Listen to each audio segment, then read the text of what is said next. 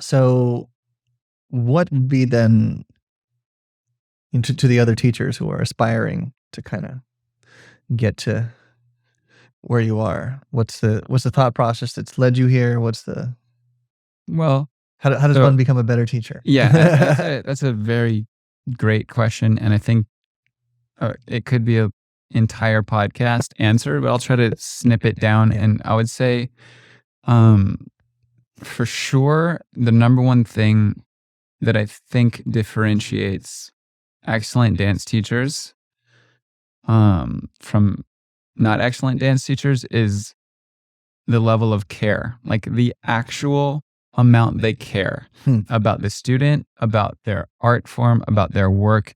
You have to deeply, deeply care. And I know that sounds cliche, but at the end of the day, I think what has really served me on all of my dance partnerships, including professional ones, is to try to deeply connect, deeply care about the human that you're interacting with, whether it's a student or a professional, and ask questions, learn about them in a way that helps you because you actually care, teach them effectively. So that would be the first thing, just deep care. And how do you nurture that? How do you cultivate caring? That's the luck thing again. It's like You're the like that way or not, right? the way the stardust fell out of the universe and created me. I happen to be at, I take no credit for this, but I happen to be very thoughtful and I care a lot. Like I could be brought to tears with a song. I could be brought to tears if a student says something and I'm just emotional and caring. And I'm sure it bothers my wife sometimes because it's a lot. What's It can your be a sign? lot. Taurus. Is that how Tauruses are? I don't know. I guess. I have one student who's like very into astrology. So I've slowly been hearing about that. I still don't really buy into a lot of that, but I guess the second thing I would say, and maybe the most important technical thing to think about is like we spend so much time and money and effort on our dance careers as amateurs and professionals becoming great dancers. And I think that we don't ever, most of the time, certainly was true in my case, until much later in my career, invest time in how to be a great teacher, right? And a lot of that skill set that enables great instruction and meaningful human interactions that cultivate a type of relationship that can grow and become something excellent, whatever thing you're teaching, is more important how you are as a teacher than how you are as a dancer. And there's a ton of amazing dancers that are not successful teachers. And the other is true where there's a ton of very successful teachers that were maybe less successful dancers. I think that's actually true in our case. Yeah. I think that we could both say that about ourselves. Yeah. I was okay. In a humble way. Like we were okay. You know what I mean? As competitors. We were good. We were certainly good and we had success, but there were dancers that had more success than us. Right. Yeah. And those guys and girls were phenomenal dancers. And we've ended up through cultivating that other side of this coin as more successful teachers because of the other skill set that no one talks about or works on or any teacher training in any studio is usually technical things and dance steps and foot pressure and all the millions of things in that universe. But I think that reading about effective teaching methodologies, being able to deliver lessons on different kind of wavelengths, whether it be kinetic or like visual or auditory, and really trying to actually be an excellent and inspirational teacher is huge. And I would tell everyone to cultivate that skill if you want to have a professional pro-am career. And I think that skill goes a long way further than dance skill. For me, there's a line between, well, obviously competing and teaching, but then even in the teaching category, I find that, to me, there's a very tangible difference between teacher and coach. And I'm not sure, I mean, they're words, right? You can define them, but it's just to say that they're two very different things. And for me, it's almost the opposite. Someone will be, you come into town and you would say, well, let's have coaching. But when I think about what a coach is in most of the other fields, let's say, I don't know, swimming, you know, Michael Phelps, for instance, he's had the same coach for forever. And that it carries with it more than just he's the guy who shows up and comments on his swimming technique. Right?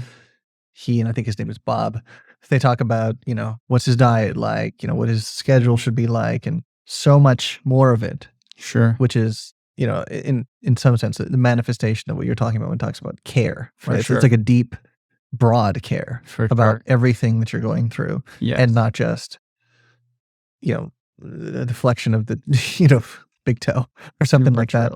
And that can only really, so to me, that's coaching. I think it's constant, it's long term, it's very involved.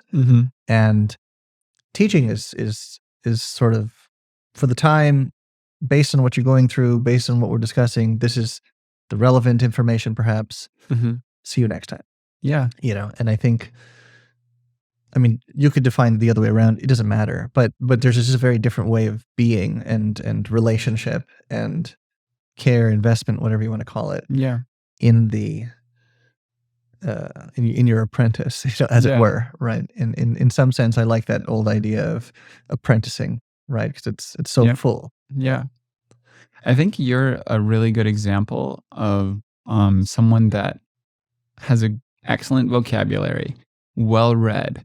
You've learned about a lot of things in life that are not just international standard, right? So you're kind of broad, let's call it voracious appetite for just like learning things helps you connect with so many different humans more effectively. And I think that our job at the end of the day is not about dancing at all, but mostly about articulation. Your words, how you form a sentence, how you respond to a sentence that's given back to you, the calculus that you run in your mind that is robust because of all the things that weren't dance training, make you an incredible dance teacher. And I think that is super important, and people feel that.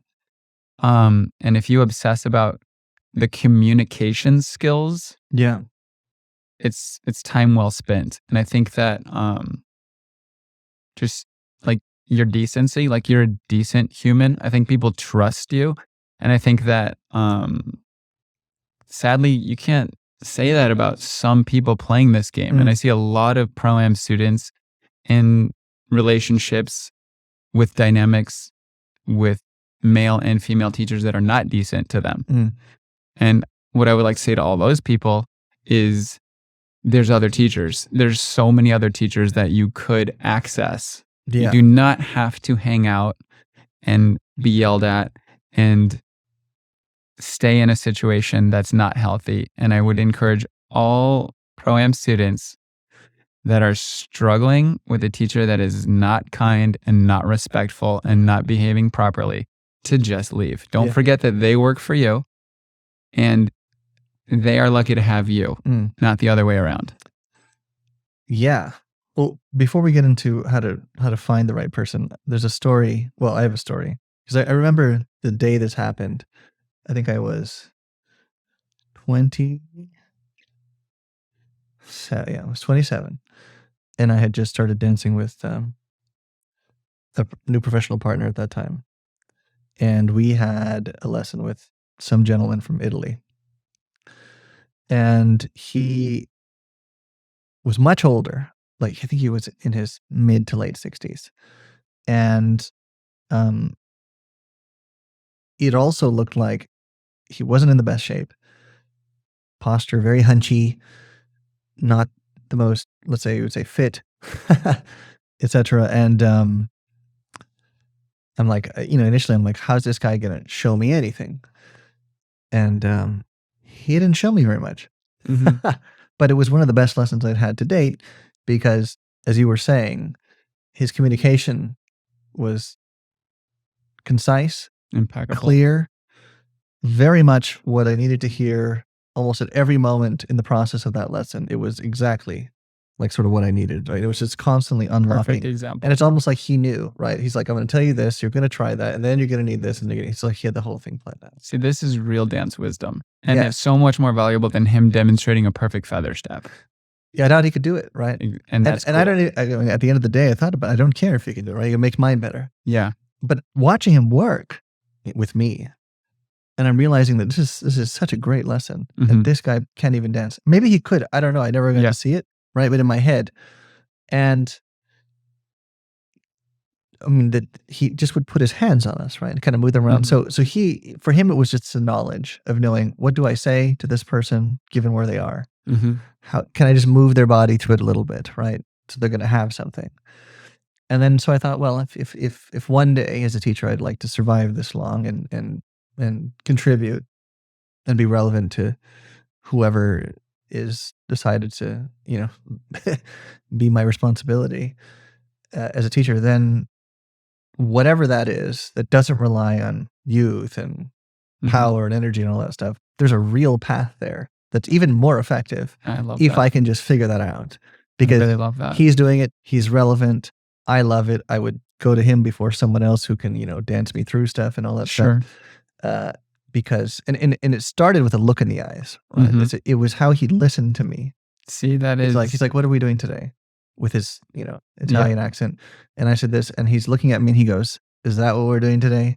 And I said, yeah. And he goes, maybe tell me some more. Like already, I love it. He realized I had started my seeking wrong, and he was trying to lead me to the right question. Yep. Yeah. And so that was a big moment when I realized it's not about, on the teaching side, right? It doesn't have to be about, let me get in and show you this, right? 100%. And I mean, obviously his vast experience, and of the people with vast experience, he's in the top of that. Yes. But at least it gave me a different model for how we can be relevant in the long term past, let's say if we're doing pro-am, like we're talking about pro-am, but even as teachers in the long term, when we don't dance quite as robustly as the younger people. Man, there's a lot to contribute there. I just really appreciate that story, because you see and you felt his care, right? You can detect a person's sincerity. It is so fucking obvious. It's like, you cannot phone in a great dance lesson. You cannot go through the motions, because you're looking at someone face to face. They can see exactly, and they can feel exactly how much you care. And then this guy, and I don't know why we're leaving his name out. I think it's a beautiful compliment. Oh, his name is Joe Vanoni. Okay. Yes. He was, in a way, a poet. His words, his sentences were like poetry to your ears, because they were so beautifully put and perfectly put for you. Yeah. And that's part of the obsession of, I mean, if you have a day with 18 lessons, you're saying so many sentences and you're doing so much dancing, and you're trying to have poetry words. You're trying to have perfect sentences that land. And that's the best part of my job, is like, I can feel it when they land, and I also feel it when they don't. Yeah.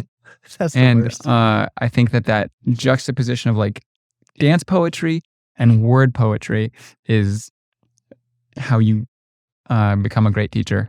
I have a couple right now, and I think the leader in the partnership, his English is a second language. Okay. Which then makes having a robust vocabulary almost problematic. And that's super true. So it's another challenge to how to stay relevant with less. I mean, I'll say this is probably true in our case. We are word constructors, right? And we're competing against a lot of excellent dancers speaking English as their second language. Yeah. It's a secret head start for us. In a way. And we have to not take that for granted, right? And curate that and craft it even better. It's luck. As you're saying, yeah. If I was, Romanian, and I had just moved to America and I was barely stumbling through my sentences, and I'm trying to articulate word bombs to these English-speaking students, that if they could only speak Romanian, I could really land some great sentences. It's a huge advantage. Yeah. And I think maybe that's one of the